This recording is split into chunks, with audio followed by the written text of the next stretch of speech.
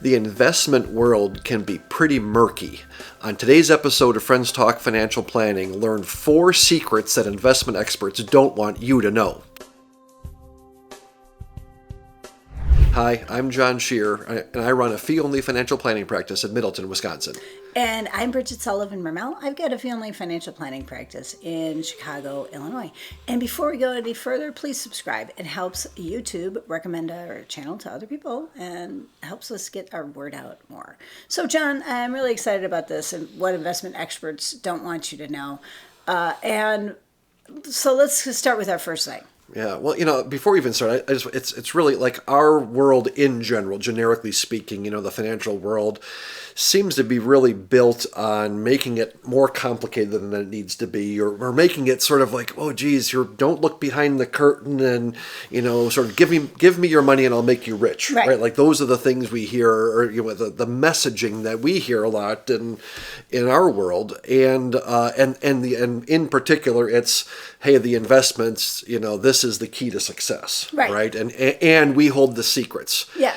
And so one of the things when talking about, like, what are some of those things as far as we look at stuff, one of the things that is the secret is that there are a lot of things that are way more important than investment picking in regards to your financial success. And one of the big ones is how much you save. Right. That, to me, is way more important than do you pick the exact right mutual fund or the exact right stock, right?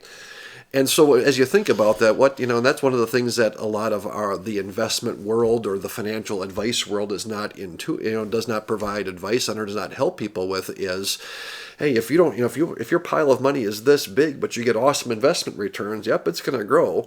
But if you save over a time period and your pile of money is this big, even lower returns, that compound interest thing, it just really, you can't overcome, the best investment strategy can't overcome not saving and not building up that nest egg. Right? Absolutely. And, and what exactly your investments are made up of is less important than how much you save.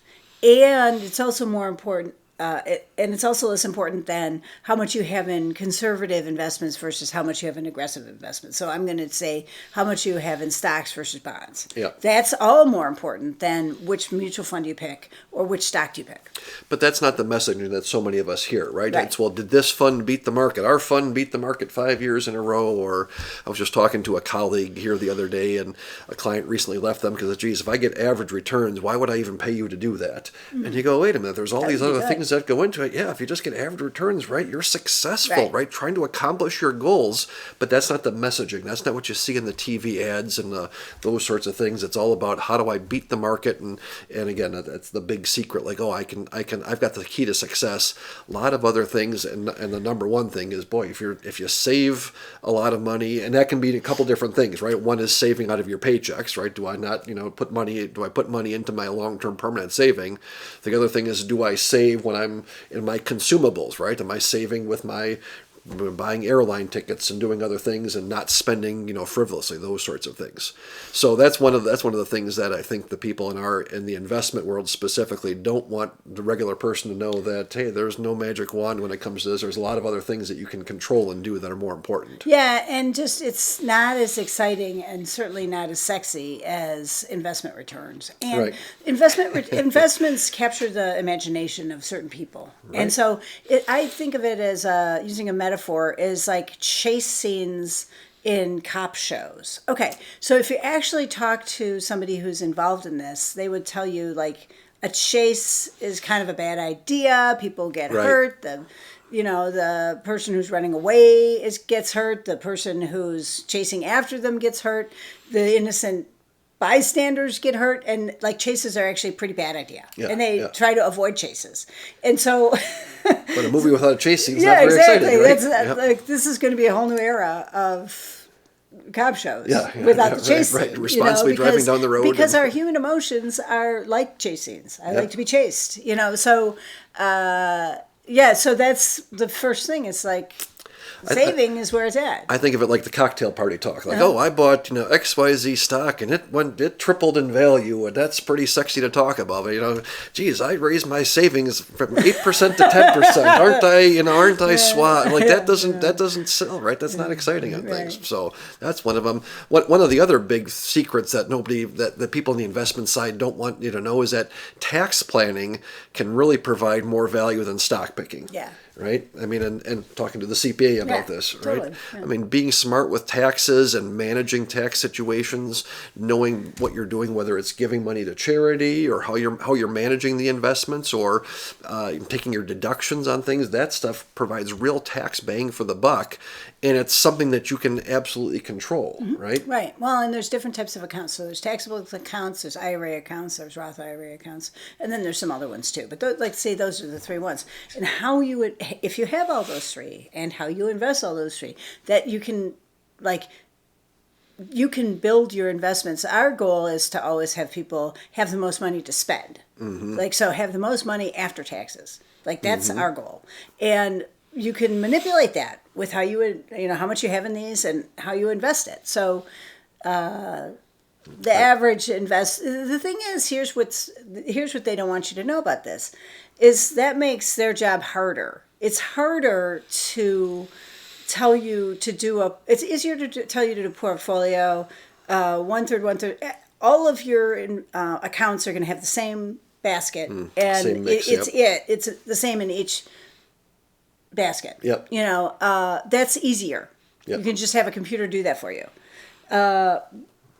Tweaking it, which we call asset location, or we call it being tax smart, is that it's more time consuming, it's harder, and we haven't gotten software to be able to do it yet. Right. Talking about the three different types of accounts, I was just having a conversation with a friend of mine who's in the financial world and prides himself sort of on being a stock picker or fund picker sort of thing. And we were having a conversation, and I asked, we're talking about the Roth IRA, Roth conversions, which, we've got some other episodes on that. But he said, oh, yeah, I think I've done one of those. I don't really look at that for clients. And you go, not that it makes sense for everybody, but and he works with mostly retired folks, which are the place where you should be at least considering this stuff, right? It's, and it's just not on the radar. And for the right person, for the right goal set, that can be a huge tax advantage, way more valuable than picking the best mutual fund or stock. Right. And so our next one is, they don't know the future any better than you do. That's not what the advertisements say, right? Yeah. It's, here's what our predictions are, give us your money again, we'll make you rich because we know what's going to happen in the future. And we've done an episode on predictions, our predictions for 2024. In the past, we've done episodes talking about the experts' predictions on what's going to happen in the markets, right, and how well or not well those things work out, right? And the idea is that nobody knows the future, but that's not very reassuring to us as human beings, right? We wanted to, and so when somebody says, well, here, this is how it's going to work out in the future. Boy, that sounds really good, right? But the reality is that nobody knows. Even the people that are really, really smart at this stuff don't know the future. Remember, a year ago, people were talking about, God, we're going to go into a recession. And they had one of the major banks, 100% chance of a recession in 2023. Right? Stock market going down, all those other things. How did that work out? Right? This was not like, hey, we think this is going to happen. This is 100% chance. These really smart people and most people thought there was going to be some sort of recession, and it just didn't occur. But that's not what they want you to. They want you to think like they've got the key, they've got the crystal ball to the future, right?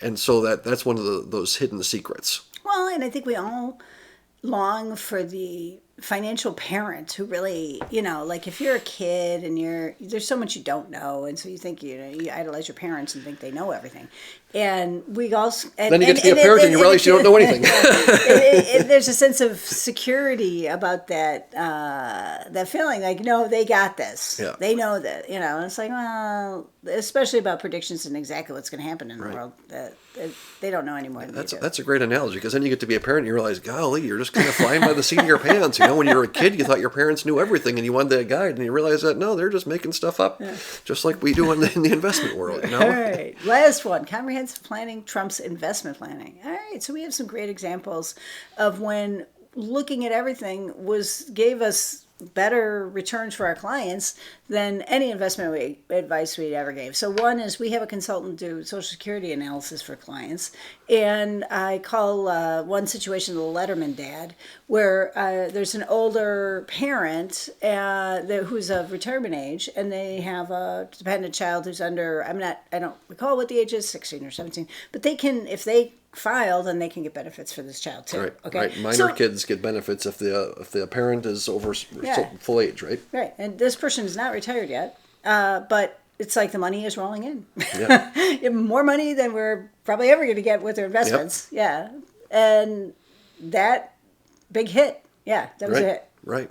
Well, and you were telling a story earlier also about a client who was able to get a student loan forgiven based on various factors, right? By doing some advanced planning. And it's based on information we've had on our show. Back, we had our expert on our show talking about some of the student loan forgiveness. And again, our radar's up for that. And so we're thinking, and we know our clients well enough, so we're thinking when this stuff comes up, okay, who can this apply to? Right. And I think about some insurance things that we've had recently with clients where paying for insurance that's no longer needed, right? Clients retired and they have disability insurance that they're still paying for because they just never thought about it. It comes out of their check automatically with things, or out of their checking account, never paid attention. There's a couple $1,000s a year in savings that just by paying attention to those things, right? That has anything to do with investments and has a ton to do with financial success. Right. So with that, that's a great place to wrap up here on the reasons why the investment world doesn't want you to know that there are other things that are more important than picking stocks. Again, I'm John Scherer. I run a fee-only financial planning practice in Middleton, Wisconsin. And I'm Bridget Sullivan Mermel. I've got a fee-only financial planning practice in Chicago, Illinois. John and I are both members of ACP, the Alliance of Comprehensive Planners, which is a nationwide organization of tax-focused, fee-only, comprehensive financial planners. And so if you're interested we're both taking clients, but if you're interested in a planner in your location, you can check out acplanners.org. And don't forget, hit that subscribe button.